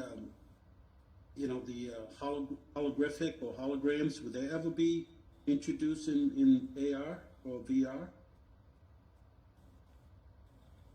Can you be a little more specific? Well, you think there, are simulators and, as far as, our images, you think they'll be improved through holograms or any other, technology? I mean, in terms of using holograms, so hologram's a fun term because the hologram does actually have a scientific definition, of imagery having to do with lasers and things like that. I think if you're talking about like 3D projections in space using augmented reality, I know, so Devin made reference to that in her presentation, that they're using augmented reality already when they're trying to show models on, basically additional information on top of 3D models. My company, Bundle AR, we have worked with architecture firms as well as at least a couple, I want to say 1 or 2 construction firms, I'm trying to remember exactly. But we've done work in these spaces revolving around this technology and actually, showing people, what a 3D projection of a building will look like before it's built sometimes, or, in terms of VR, placing yourself inside of the building. You're still trying to get rid of that laser pointer, it's funny. I don't know how to do it. I'll find out the next time. Did you have anything you wanted to answer on this question, or no? While I'm holding it. I always wonder when people bring up holograms, I always assume they're thinking about Star Wars and Princess Leia, and no, we're not there yet. Hologram technology, in my opinion, looks good on YouTube, but doesn't always look good in person. It's the Pepper's Ghost thing that's been around for centuries, really. Since the Victorian era, so yeah. You're talking, if you're talking holograms specifically, I'm a little of a bit of a skeptic on it, but I'm sure that it will get better and someone will crack it one day. It won't be me. Well, and I mean, like, about image. go ahead. No, go ahead. I was going to say, Bundle AR. We have the exhibit that we've augmented at the DuSable Museum on the south side of Chicago, where a 6 foot tall, 3-dimensional, animated Harold Washington welcomes you to his exhibit. So, is that a hologram? Well, I consider it an animated 3D model. I don't really look at that as a hologram, but that might be what you're talking about. And it looks pretty real. We showed it in the video that we had playing, the one that had a lot of trouble viewing. So, but that said, I do have a whole lot of hand raises up, and we're kind of coming close to the end of our time. So I'm going to try and get through some of these questions real quick. So starting with Mark Prasad. Mark, oh hey Mark. Can you try talking, Mark? Oh, you turned yourself off. I'm going to try and turn you back on one more time. Just try talking, Mark. Hello? Yep. Hello, we can hear you. Can you hear me? Perfect. Yep. One, this is awesome, so thanks, and thanks for the presentation, Meg. The question I have for you is around, how's the adoption from your clients been, and can you talk a little bit about apprehension that you're facing in the field? Yeah, less so now. Initially, when we were doing this early, people were very worried about being nauseous. I know that was thrown around a lot in the early days, and like I said, there's do's and don'ts. And luckily, when you're looking at architecture, we're not throwing people around in a roller coaster. It's very different than some of the experiments we're doing on the entertainment side. I think what is intimidating for some of our clients is just a new piece of technology. It's a new thing. Like, you get handed something and you don't know how to even necessarily turn it on. I mean, I can't get rid of this laser pointer. I work in this medium. So there's that kind of unknown aspect. And that's where, we're not going to show it to a client unless we're there to either walk them through the process, or it's a really, really simple app, where in the past we've sent the client an Oculus Go because we think that's a great, simple device. There's no wires, there's no phones. It's just one thing we can package up and send over. And then we've used the VEER app as well, where we can send them updated links and they can look at it locally. What we never want to do is ask our client to do something complicated, and I think they hear new technology and they kind of assume that's going to be the case. And then the other thing, and especially again now, is just sharing headsets. People are a little apprehensive about that. Again, like, I like to send my client a new, fresh Oculus Go, and it's theirs to play with and have. But if we are bringing them to the office, making sure everything's clean and sanitized, and they don't feel like anything's gross or has been used by tons of people. Sounds good. I got a question for you specifically, Meg, from Facebook. As a project manager, what is your necessary technology experience level with AR and VR compared to the developers that are building the projects that you're managing? Yeah, that's a really great question. And the funny thing is, I've seen a range. In my opinion, the more you know, the better. Just because, like I said, what I do is bridge that gap. And take some complicated ideas and complicated technology and make it really digestible for our client. I personally like understanding what my team is doing, not to the point where I'm opening Unreal or opening even Maya or Revit or any of that. Like, I know what those programs look like, but if you put me in front of them, Lord knows what you'd end up with. But I understand that those are pieces that are necessary. I understand which ones talk to which. So when I'm putting together schedules and I know who needs to pick up which aspect of the project, I can figure out the costs and the time and the schedule and all those things. And like I was saying before, and just going through as many experiences as possible and know what works and doesn't work. So when a client does come to us and say, hey, we want to build, for example, I actually had this happen.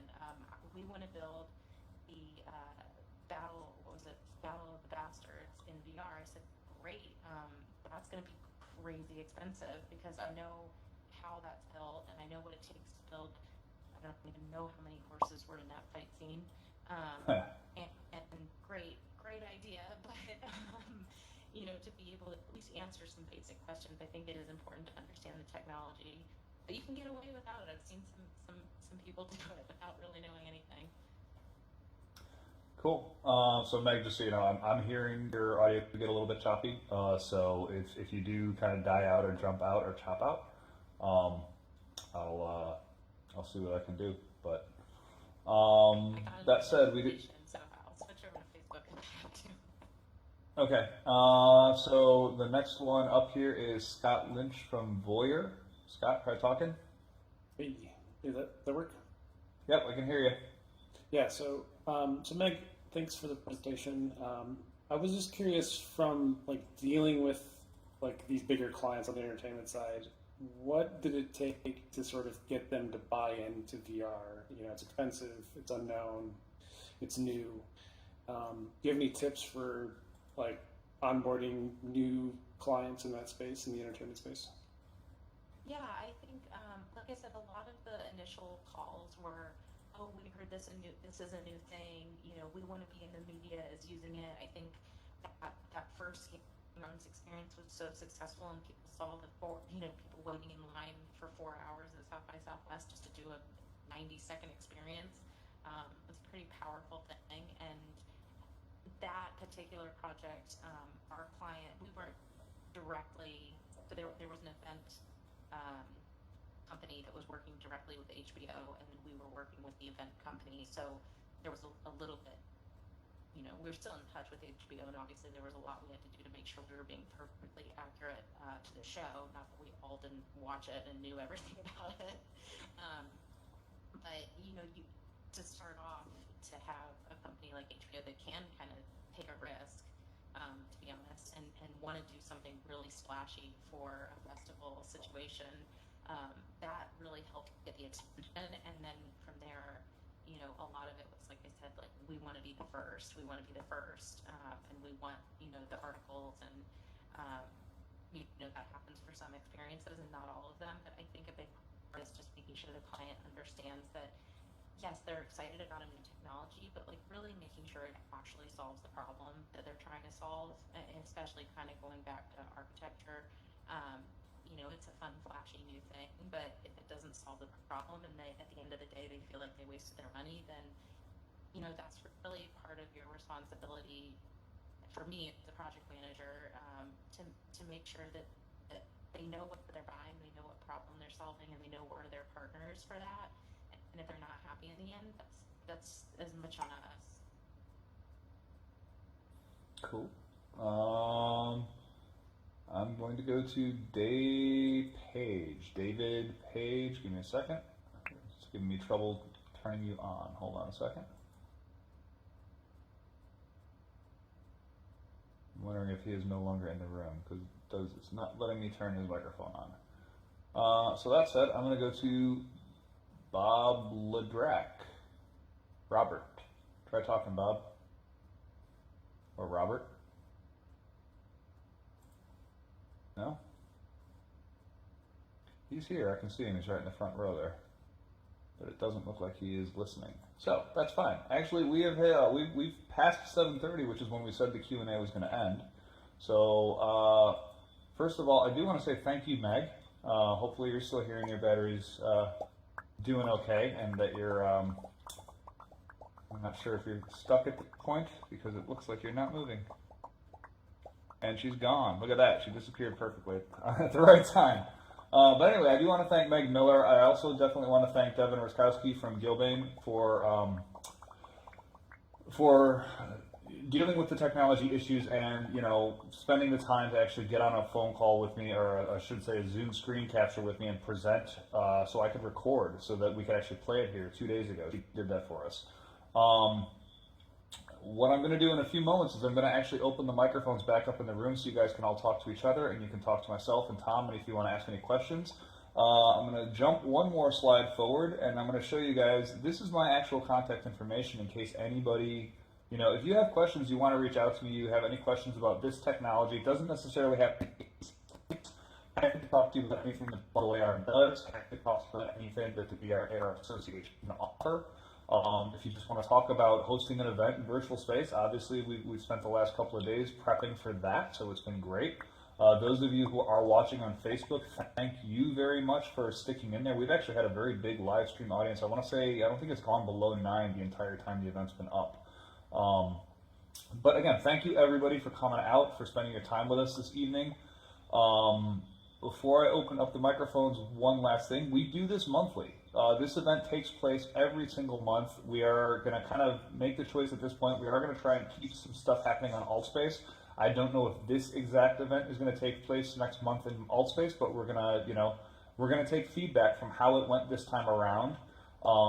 So if you guys have any messages, again, there's my email address. Please email me. Let me know if you have comments, if you have feedback, anything we can do to make it better. We're happy to accommodate or do what we can. Watch VRARchicago.com for information about next month's event. Our industry topic is going to be hospitality. And as soon as we have our expert panel lined up for that, we'll be posting information about it, as well as, when we have details about what the format's going to be, what the channel's going to be, how it's going to work. Because I'm going to take a wild guess and say that next month at this time, we're still going to be in social distancing world. That said, once again, thank you very much, everybody. And I am going to, open the microphones up. So give me a few seconds here to just dismiss all of this and open mics. And the room should be unmuted. You guys should all be able to talk. Somebody say something so I can hear you. Hey. Yellow. All right, we can hear you. Cool. The room is open until at least 8 o'clock, so feel free to come around and talk some more. I'm not going anywhere. I'll be here until at least 8 o'clock. Happy to answer any questions. And once again, yeah, thank you, everybody. Thank you. Thank you. Thank you. Thanks, Matt. Thank you. And those of you who are watching on the live stream, I'm leaving the live stream up too, so you can hear some of the conversation. Hopefully, it's not all just chatter.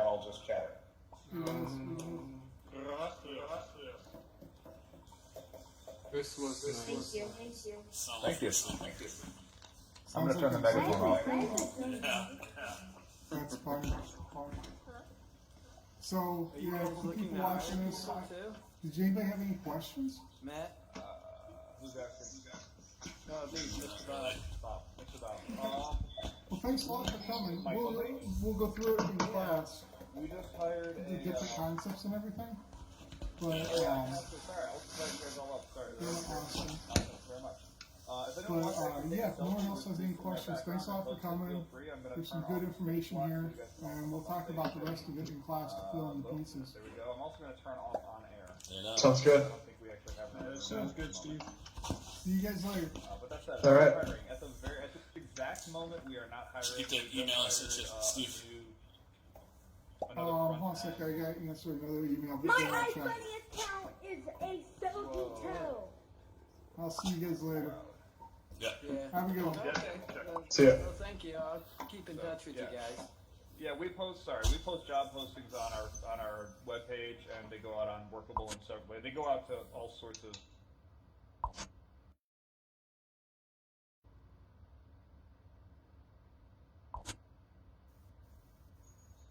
Hello, that was weird.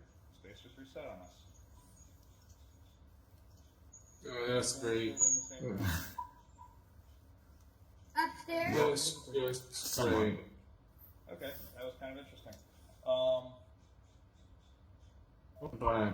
Have you guys been to the Chicago VR meetup in person before? That was fun. I'm not entirely sure what just happened there. Yeah, that was some shit. That was me, my bad.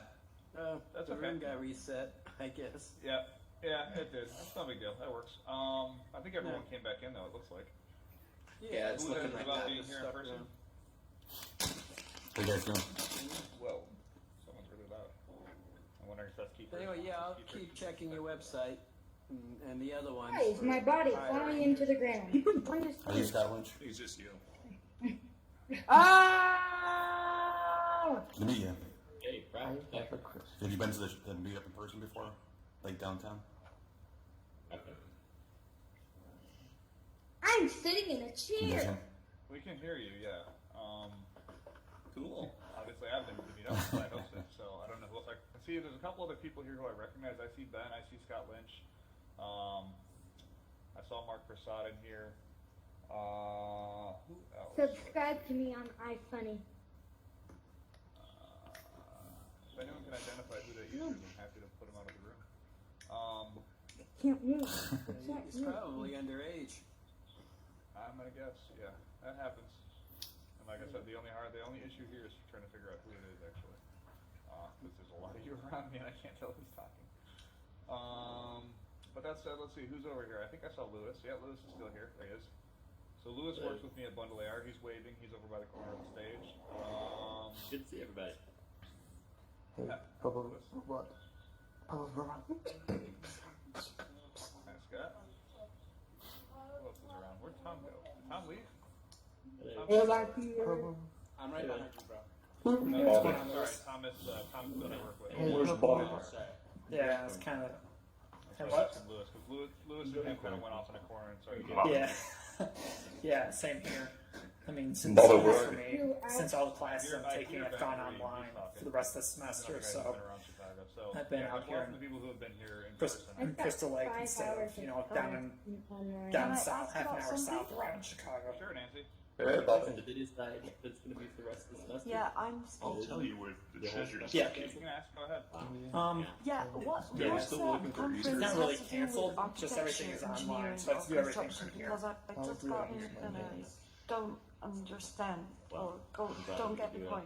Virtual meetup. We had two presentations. Yeah, no, it was over the definitely. last hour, and we had It was Q&A definitely with two people, pretty cool. who's here in person. Yeah, I am. Who work in virtual reality. You guys my mom? Yeah. The people who think So you you- can be behind them. Mama. Oh wait, sorry, they're not there anymore. Yeah. I'll go back to them. Sorry, these people here. So Devin Rinkowski had pre-recorded a presentation that we played, and Meg Miller was here and gave a live presentation, and then also answered about 40 minutes worth of Q&A. So if you just got into the room, you kind of missed most of it. We're back to Okay, great. at this point. The whole event was recorded. and Yeah, you can that's actually- why I'm asking. And you do this presentation every week, or? No, we actually generally host it a live event every You month. can't go into detail.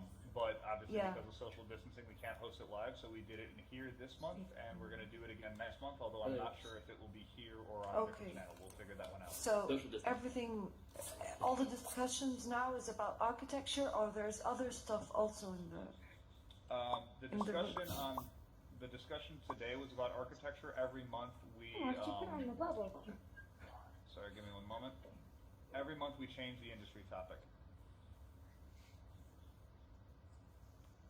And so, like this month was architecture, engineering, construction. Next month, I believe it's going to be hospitality, so hotel and entertainment, which will obviously be a really interesting discussion considering social distancing. But yeah, we change the industry every month. Okay, great. The Great one thing I job. was going to say, this entire event was recorded and live streamed up to Facebook Live. So if you go to VRAR Chicago's Facebook page, this event will be recorded if you want to see the presentations. Okay, VRA Chicago. Okay. VRAR Chicago. It's the sky logo at the top of the screen behind us. Yeah. You guys Okay, I do see it. YouTube. VRAR. Yep. Thank you. Excellent. You can also find our channel in AltSpace. If you do the VRAR Chicago channel in AltSpace, you can see all the events that we are producing here. Great. Great. Very good. You announced them. Yeah, we post them all on that channel. Before it happens, you announce all the events there in the social media. Yep. Yeah, great. Yep, and on the website and all over the place. We try to let people know as much as possible. Okay, great. Great. And Tom, I'm noticing I don't have any control of the slide anymore. So that's okay. The room's gonna end. If you try like reloading your presenter panel, it looks like it's waiting for a response on that URL that you're on. Yeah, I just did. It doesn't seem to be doing anything for me. You. That's okay. Sorry, man. That's alright. It's got a good slide up. I'm fine with that. Yeah, I think Meg might not have been able to microphone megaphone herself because of the pointer stuck in her hand. She was megaphoned the whole time. Well, obviously not at one point because people applauded when she turned it up, right? Yeah, no, she was quiet. It was I caught that. It was softer earlier, but it was you could hear it, but it was just really soft at the start of it. She turned it up and everyone could hear though. Yeah, I'm naturally loud, so who knows? Yes. What's your question? I have no idea what you two are talking about. Okay. And I'm kind of confused right now. Alright, what do you want to know? What is this thing about?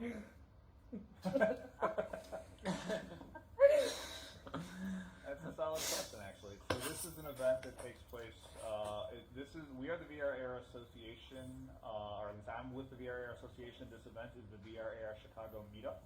It generally happens every month in Chicago, and we basically help anybody in our audience try to figure out whatever they need to take for their next step in using augmented reality or virtual reality technology. We try to help them. So if it's just trying a piece of hardware or trying things on, we try to give access to people to give access to hardware. It's talking about a specific industry like we did tonight, where tonight we were talking about architecture, engineering, construction. So we're hoping that anybody who's in that industry that needs help figuring out how to use the technology for that industry, they can come in and they can talk to us and help them figure out what their next step is. Sound good? I'm going to take a wild guess and then say, in real life, you don't have that beard. Wait, what? I should have pretty clear on anything. You know, I was just thinking about live demos. So usually there's live demos at the events downtown in 1871. But Who's talking there right now? obviously aren't I'm trying to tonight. figure out where you are. But He's talking. It's Jay? That's me right here. Talking? Oh, she is loud. And down your mic. Yeah, I was just wondering. I know there's live demos sometimes at the meetups in person downtown. Yes. I've been before, and there's obviously none here tonight in this space, but just something that came to mind. I wondered if there's a list. Maybe I can ask Meg at some point if there's any live demos in Chicago that they do. I wonder if they do some around town sometimes, because I'm curious on which ones they do around town. I mean, there's But, definitely... His I know, hands there's a lot are of right here. You're very glitchy, by the way, Jay. Or your avatar is very glitchy. But that said, I mean, we always try to make sure that there are demos. Obviously, with social distancing, it's a little bit harder to do because we're not supposed to.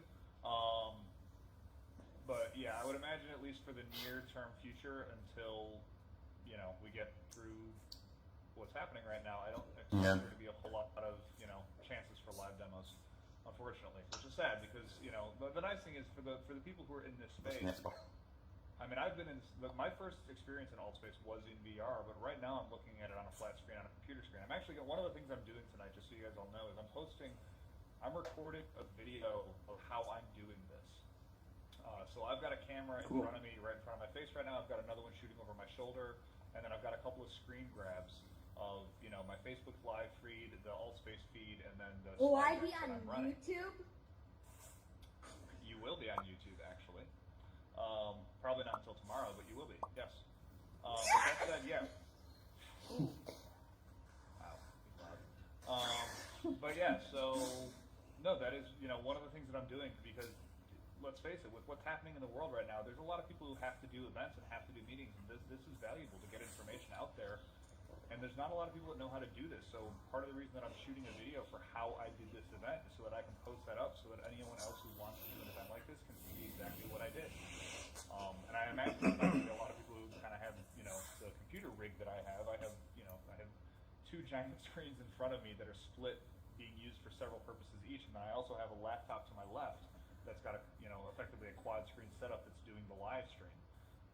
So it's a lot of technology going into doing this, but it's not like I could have done it from one computer. I might not have. It might have been a little bit harder, but I could have. So ultimately, like I said, anything we can do to help people use this technology and just be able to do what they need to do. That's the whole point of, you know, the whole point of this tech is not just the tech, it's to actually make people's lives easier and use it and be able to connect and be able to talk and meet and share information.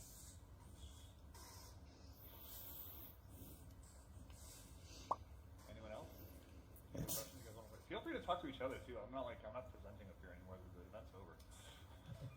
Okay, good. This is a very big space, and the other cool thing about this technology, if you guys haven't been here, is How are you? What was that? Oh, sorry, there's two people just talking. Great. If we are in a crowd like right now, it's very hard. We're all talking to each other. But if you move around the space, the sound is spatial.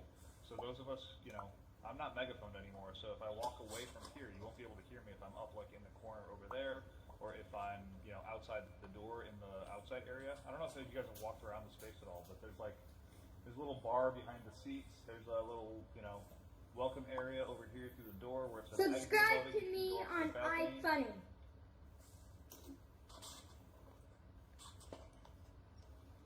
Can I ask a What's your question? guys' YouTube? Sure. Can you tell something about your company, Bundler? Yes. What would you like to know? So Bundle AR is an enterprise content management system for augmented reality, which is a mouthful. What we do is making augmented reality technology is very hard. We found that primarily because I am a technologist. I'm a developer by trade, and I spent several years developing augmented reality technology and realizing how most difficult it is, and we wanted to make a tool that made it easier. So if you actually watch Glitchy hands, look at me. on my LinkedIn profile, and I think it might be up on a YouTube video right now, I've recorded a video of myself creating an augmented reality experience in 2 minutes and having it deployed to a phone. And ultimately, the ability to learn how to use our technology maybe takes about 30 or 40 minutes for somebody who's non-technical to learn how to use it, and then they too can create augmented reality and have it deployed. Hey, I have a question. Why is his hands over there? He's just glitchy. If he goes out of the room and comes back in, it'll probably clear up. What's your guys' YouTube? Or his tracking's wacky. He's outside of his tracking range. That's possible. That's not a great Kato. Yes, it is. How Sorry, you doing, I Matt? didn't mean to call you out by your last name there. Sorry about that. That's all right, Matt. I'm not trying to be anonymous here, as most aren't. What is our YouTube? You know what? We actually just set up our YouTube. We have vimeo.com/bundlear, but which is our company name. I don't know what our YouTube. I have is. YouTube. Look that up. What is our YouTube? I'm gonna search it. You don't even know your own YouTube channel. Well, that's fair. We just I did wanna yesterday, so it's a new one. Robux.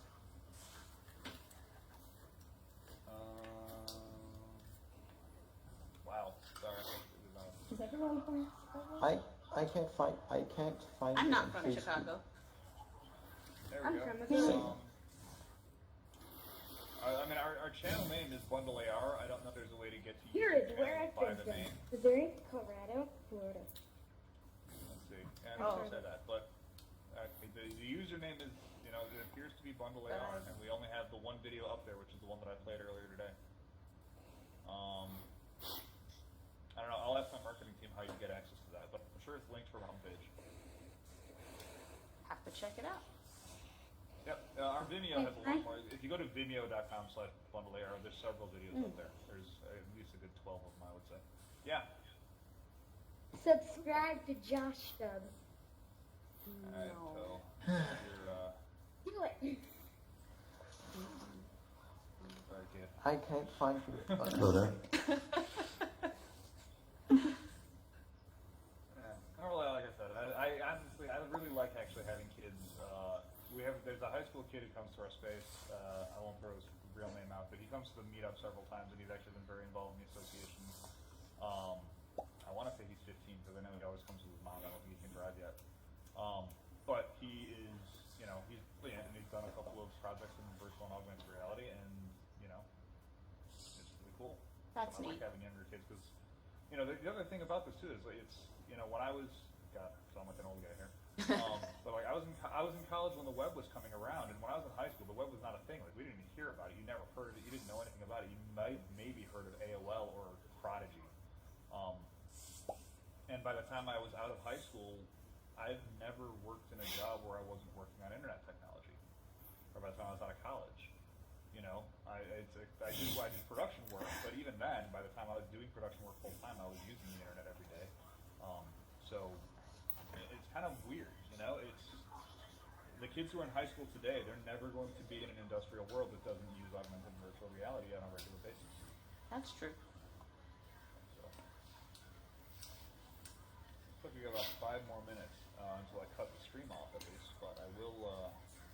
I'll stay in here a little bit longer, not too much. I have a question. Thank yous and stuff on Facebook. Yeah, go Hey, ahead. how's someone in the booth? I don't know, but I want to figure out how to get in there. Yeah. I was trying to figure that out earlier. Like Try that's where I teleporting. the stream from. Sorry, Yeah. guys. We're production people, so like we've done live events work forever. So like one of the first things we did when we were kind of like touring this space was like, oh, how do you get in the control booth? And we couldn't do it. I want to know how that person did it. There's got to be a way. I probably just teleported in there somehow. Up top.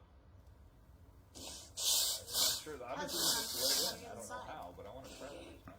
Inside Anyway, this sorry, booth, someone had a we question. saw okay, well, that we saw somebody in there. See, I'm wondering who's all from Chicago. Like, you usually get a lot of people from Chicago or all over the world. I don't know. Is everyone from Chicago? No, I'm not from Chicago. I'm from Me neither. I just chose. I'm from St. Louis, so this is nice. I wouldn't have been able to come otherwise. I stumbled in here, but I'm interested. Yeah. Sounds like a good mix then. 50-50. Yeah, probably. I'm, Yeah. yeah, I'm from Chicago. So I've been to the events in person before. That's how I heard about this. So it's nice to attend it in, you know, it feels like it's in person, but it's not. So, you know, when we're all quarantined at our homes, it's nice to get that experience. So it's really cool. Yes. Oh my goodness. Yeah, glad you enjoy it. And you know, all the VR headsets and stuff are sold out everywhere. So maybe we'll see more people here next week. We are thinking about streaming to platforms like this, so that when we go back to doing real space events, that it can stream into something like AltSpace or a virtual reality space, so that people from around the world can benefit and experience the presentation still. But we do always live stream, as Matt was saying, so you can check out our Facebook, which is the VRAR Chicago Facebook, and you'll always at least be able to see there, and we do our best to field questions from Facebook as well. So if you enjoyed and had a good time watching today, you can definitely stay tuned. That is neat. Yep. And I was gonna say in February 2018, when this was you know relatively new for us, we actually tried to host a co-located event that was located in AltSpace and also at the same time located in the physical world. It did not go well. I'll be honest with you. It really did not go well.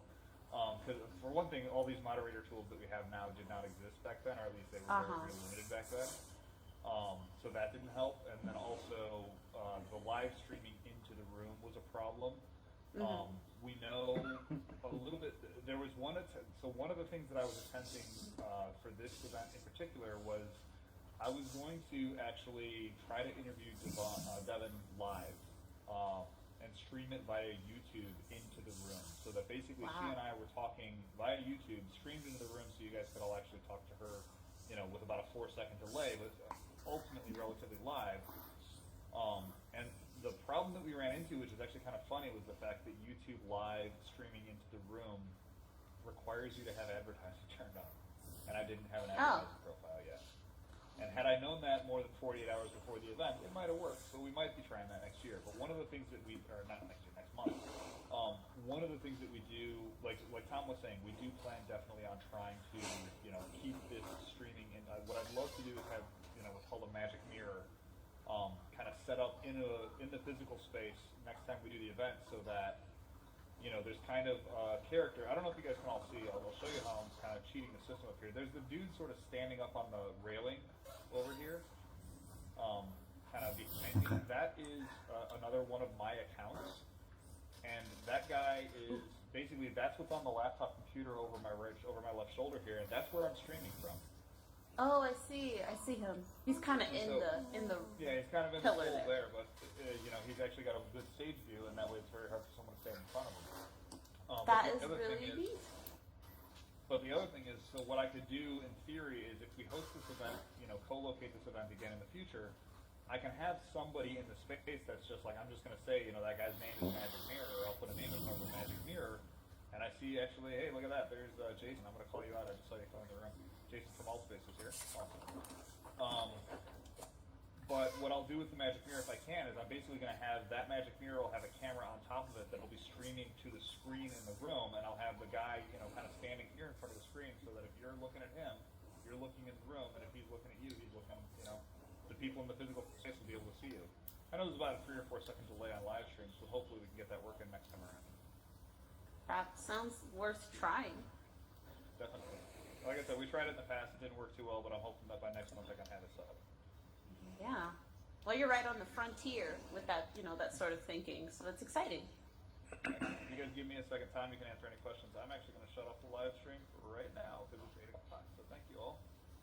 And we don't have to go anywhere yet. I'm just going to turn the live stream off so I'm going to be away for a second. And thank you everybody on Facebook.